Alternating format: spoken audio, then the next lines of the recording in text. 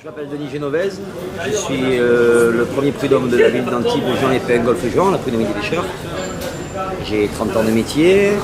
Nous avons monté cette année, disons, la fédération des prud'homies, c'est-à-dire que nous avons fait une union, nous représentons 50% de la Méditerranée pour essayer de défendre nos petits métiers qui sont malheureusement gérés par l'État au même titre que les bateaux-usines. Donc toute la réglementation européenne redistribuée par la France ne correspond plus à nos emplois. Et on est en train de donner la preuve de la nécessité des prud'homies à tous ces gens d'État, pour qu'ils sachent que nous sommes les gestionnaires de la ressource, nous cultivons correctement notre terrain, nous l'entretenons de manière à pouvoir faire perdurer le métier. Donc le problème, il est que là, c'est un peu comme dans tous les métiers, si vous rentrez dans la case, ça va, si vous ne rentrez pas dans la case, vous êtes considéré comme un terroriste ou quelqu'un qui n'existe pas. Gérer par Paris le prud'homme des bureaux, c'est difficilement concevable pour eux parce qu'on est en train de leur expliquer que la mer est salée et ça, ils ne savaient pas. C'est notre gros problème. Quand vous arrivez dans les bureaux à Paris, on vous dit « ah bon ?» Voilà, la réponse d'un gars qui touche 5-6 000 € par mois, c'est « ah bon ?» Voilà. Ça, c'est la raison d'État actuelle, c'est de fracasser tous les petits pêcheurs parce qu'on ne rapporte pas d'argent et que, comme tout marche à l'enveloppe, on en est à ça. Celui qui monte un bateau-usine qui va gagner des millions d'euros, il est prêt à agresser n'importe qui. Donc là, on le voit dans le langue de Roussillon déjà, ils commencent à avoir des gros bateaux. Marseille commence à avoir des gros bateaux qui, en arrivant dans le métier, ont des privilèges que nous, avec 30 ans d'ancienneté, on n'a pas. Les licences, elles sont que pour des gens comme ça, parce que ça marche tout au bas de chiche.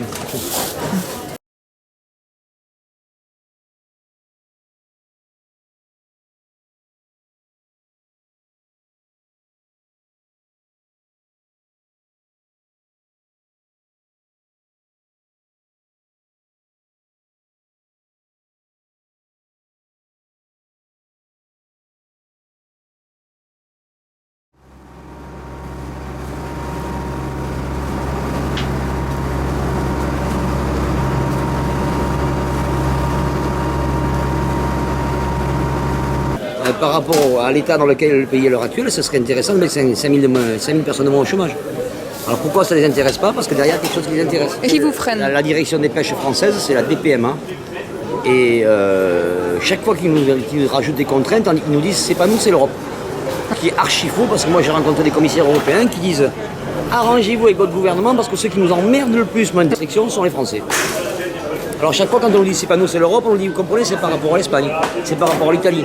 Moi je parle italien couramment, j'ai rencontré le commissaire européen, M. Biaggi, responsable de la pêche italienne et commissaire européen, qui m'a dit on en a ras-le-bol de vos comiques d'État qui mettent la pression parce que ça fait crever tout le monde. Je sais pas où on va. Là on a demandé d'avoir des bagues spécifiques pour pouvoir donner les poissons pour lesquels nous n'avons pas de licence, les donner au reste du cœur. On a ce qu'on appelle les AEP. AEP, c'est autorisation européenne de pêche. Il y en a très peu pour le thon rouge. Le thon rouge est protégé. Avec la protection qu'il y a eu ces dernières années, il s'est énormément développé. Donc on recommence à donner des petites licences. Nous, pour un département complet avec 96 pêcheurs, on a 3 licences de 280 kg à peu près. On a 840, 850 kg de quota pour un département. Et alors on parle de pêche durable et d'équilibre. Dans un département ici, moins d'une tonne. À Marseille, 400 ou 500 tonnes. Si ça, c'est l'équilibre. Voilà, je voudrais qu'on m'explique. Alors on est géré que par des déséquilibrés, c'est possible aussi. Mais le gros souci, c'est qu'on est monté au gouvernement en leur disant, voilà, en allant au Palangre Espadon au mois de décembre 2014, nous avons capturé entre 900 kg et une tonne de thon rouge mort.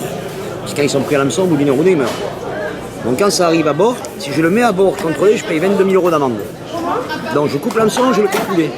Quand je prends des poissons de 70-80 kg, ça représente un repas pour 200 personnes. Je suis monté au gouvernement demander, parce que les bagues qu'ils donnent à l'heure actuelle pour ceux qui ont des licences blanches avec une numérotation, on leur a demandé de distribuer dans les mains de gens comme moi qui sermentés régionalement des bagues rouges ou bleues pour pouvoir baguer ces poissons. Ce qui rendrait service à l'État, parce qu'au moins tout ce qu'on jette par-dessus bord, ce serait répertorié, on saurait vraiment quelle est la ressource en thon rouge en Méditerranée, pour les donner aux organismes qui s'occupent des pauvres, comme Coluche, comme... On nous a dit fermez-la, continuez à jeter par-dessus bord. Si ça c'est de la protection de l'écologie, moi je suis dentiste. Voilà, c'est hallucinant.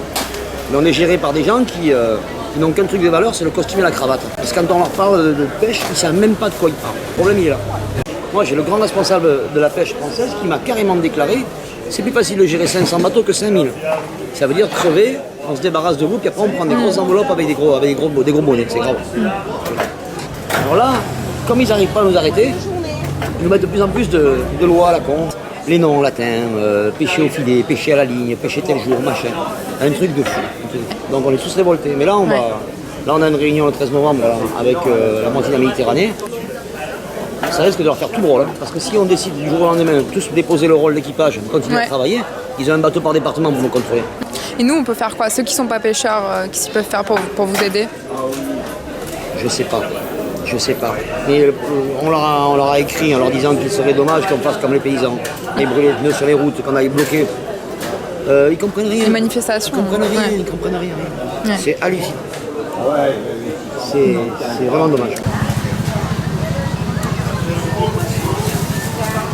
Le marché d'Antibes, il est en danger, donc, on peut dire. Mais tous les marchés sont en danger. Tous les marchés sont en danger. Là, on a un exemple simple. Là, c'est Polygone Riviera. Ils ont fait un complexe là, avec 150 magasins, 26 restaurants derrière Cannes-sur-Mer. Mais ils vont réussir à faire mourir Cannes-sur-Mer, c'est clair. Polygone Riviera, ça fait 3 fois la surface de 8000. Ah, il y a la queue du matin au soir. C'est des commerces. Bon, là, ça ne touche pas encore l'alimentation. Il y a des restaurants, il y a des magasins de fringues. Donc tous les petits commerçants de proximité qui vendaient 50 tricots par semaine, ils vont en vendre 10. Dans 3 ans, ils ferment. De toute façon, c'est le gros problème des grandes surfaces, c'est qu'il y a service et des villes qui vont tuer le petit commerce, qui tuent le commerce local. Et tout ça, ce sont des gens qui sont fortement appuyés par l'État. Pourquoi? Parce que ce sont toutes des boîtes qui tournent en bourse. Les boîtes comme Carrefour, on ne va pas lutter contre Carrefour, Intermarché, contre tout ça. Ils sont en bourse, on n'arrive plus à lutter contre ces gens-là. Moi, je connais des gens qui travaillent à Carrefour et qui sont payés à organiser des rayons pour obliger les gens à tourner dans un certain sens. Tout est filmé, tout est répertorié. Au bout de 3 semaines que tu trouves des trucs dans les rayons que tu as pris tes marques, pour justement pas te faire arnaquer, d'être attiré, l'œil attiré par des articles. Au bout de 3 semaines à mois, boum, on change tous les rayons. On les déplace d'une lignée ou on tourne. Donc on t'oblige à tourner dans l'autre sens pour te réobliger à consommer.